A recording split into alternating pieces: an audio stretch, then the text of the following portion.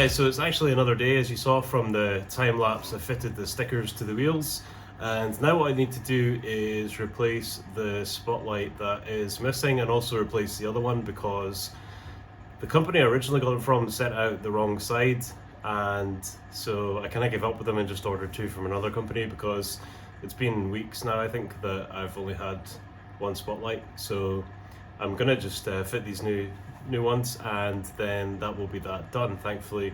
And also just check the headlight bulbs as well, because I think maybe one of them's out. So hopefully it's just bulbs rather than wiring. So we'll have a look and see. Once we've done that, the next thing I need to do is have a look at the belts, the V belts on it. So I think one's for the power steering and the other one's for the alternator and other things, but that could be completely wrong because I've never done it before. So we'll have a look at that anyway and see if we can change them, because the power steering belt is really quite squeaky, which is the main reason I've not really been driving it. So yeah, let's crack on and do the spotlights, which should be pretty easy by now because I've had to take them in and out about 600 times by now, and then we can have a look and see what the V belts are looking like and how easy or difficult it will be to change them.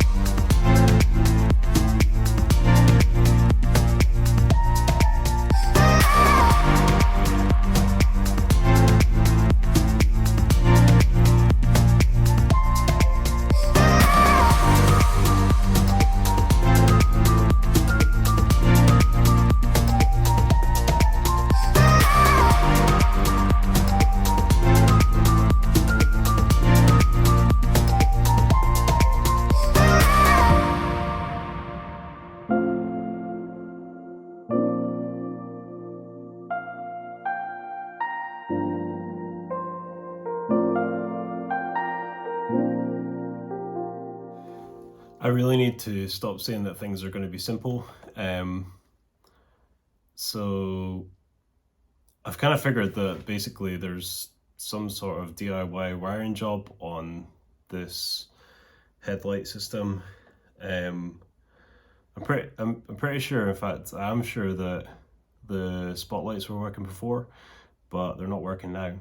And I realized that one of the full beams wasn't working, and I know that the main beam's the proper name for it, and then dip beam is like your headlight.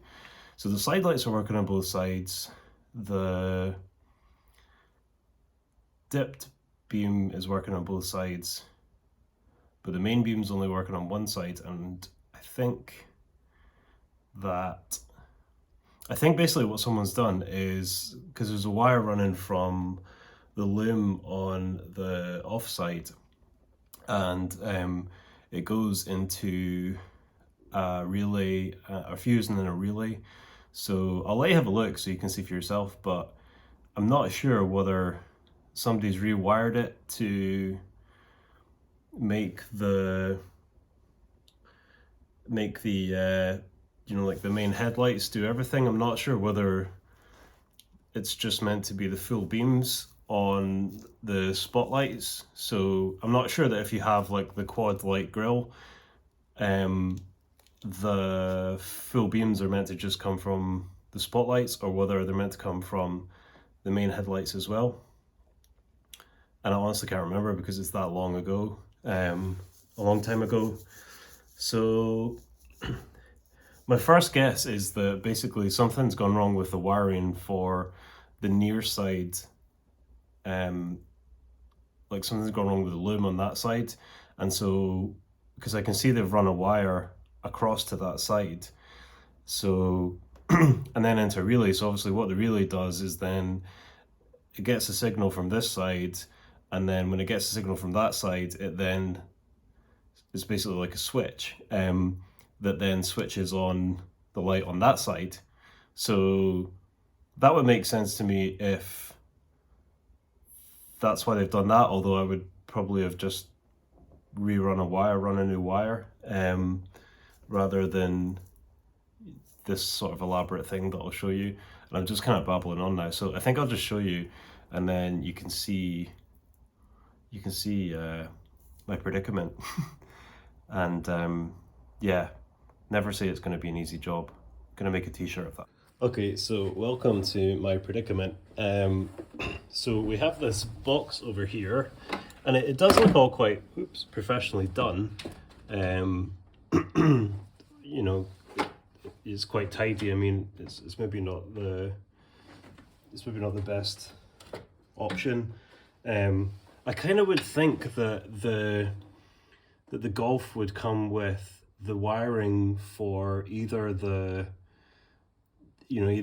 grill that doesn't have any spotlights in it and the spotlight grill, because manufacturers often, I mean, I don't know about that era, but often they'll just have, the wiring in place for everything, because it's easier to do that than it is to make one without it and one with it.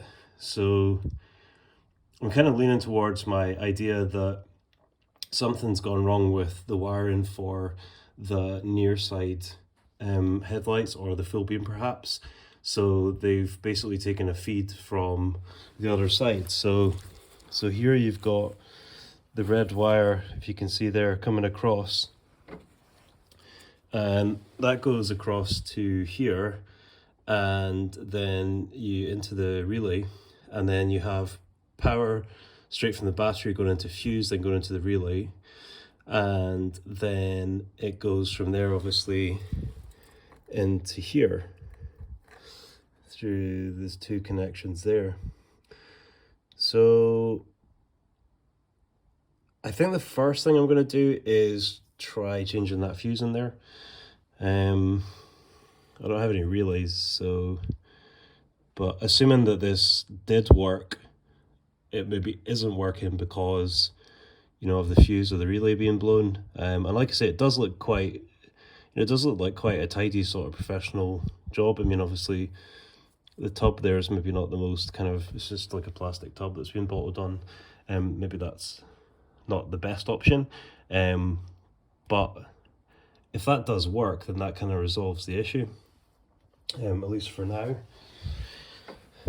So yeah, I think I'm going to have a play around with it, and I was just kind of expecting to be sticking these lights in, connecting them up and changing a bulb, but yeah, don't say a job's going to be easy.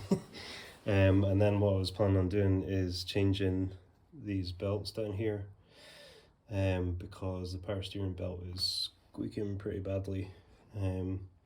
Alright, so I'm just gonna stop waffling and I am going to try changing the fuse and see if I'm really lucky and that temporarily resolves the problem, or if I need to get a bit more involved in it to try and figure out what is going on. I did have a wee look at the wiring on the blue one outside. It's kind of dark and wet, so not the best time to be really having to get trying to get a proper look at it. Yes, I'll try replacing the fuse, and I think what I'll do after that is get another relay the same as the one that's in there, replace that. If that resolves the problem, then that's sorted for now. If not, then I think what I'll try doing is cutting these wires that somebody's put in and using the other car as a reference and just wiring it in the way it is in the other car and hope that it works. And if it doesn't, then I need to come up with a plan C. Okay, here we go.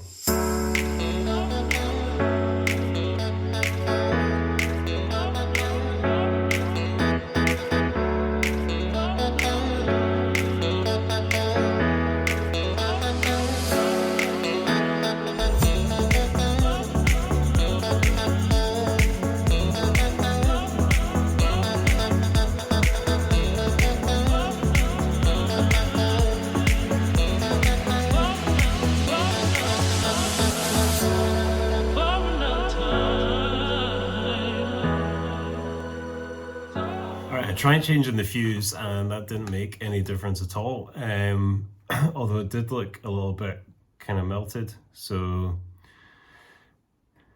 maybe like whatever solution I put in wasn't the best one. So I'm going to take a picture of the relay and I'm going to order one of those relays, and I'm going to try and see if replacing that does anything. And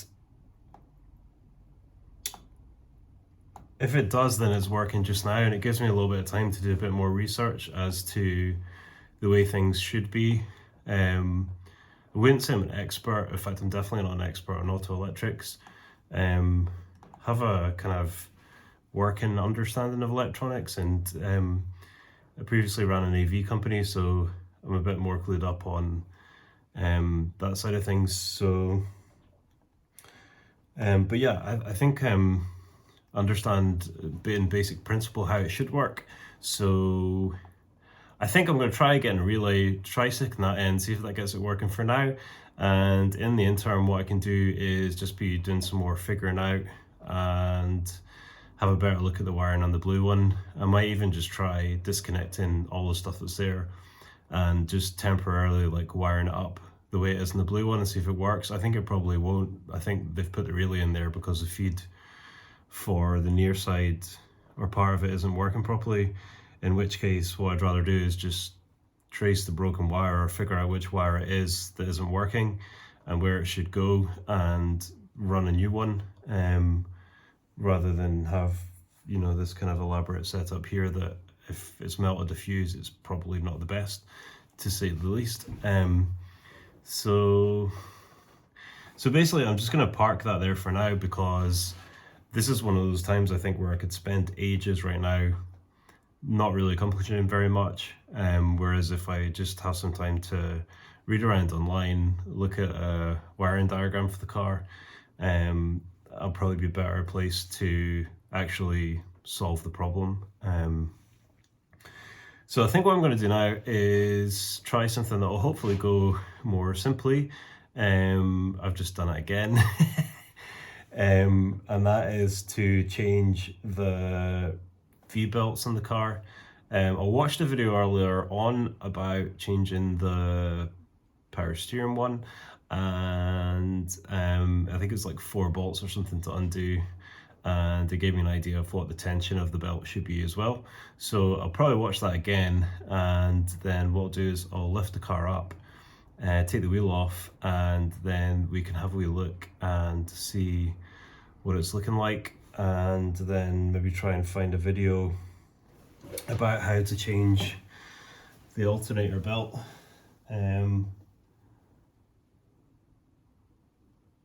That one, obviously, you know, you can see on the top of the alternator the way that it's mounted. There's a bracket that you can loosen the bolt and move it around a bit, and whether it's just as simple as you know, undoing that bolt, freeing it off, and then being able to just take the belt off and put another one on, I don't know. If it's that simple, then that would be awesome. So again, I've just done it again. Okay, so hopefully it'll be really complicated, and maybe it'll be simple. So anyway, I'm going to stop waffling and yeah, just lift the car up, take the wheel off, and then have a wee look and see if this is going to be a ball ache or not. In fact, what I might do first is just try and find a video about changing the alternator belt. In fact, can I? No, I think I need to take the other one off first. Okay, scratch that. I'm going to lift the car up and I'm going to have a look at changing taking the belt off down below, and then I guess I'll need to do the alternator belt after that, because yeah, it pretty much looks as though you can't change one without taking off the other. That might be totally wrong, but that's what it looks like from here to me. So I'm just going to do it that way. Okay, we'll see how we go on.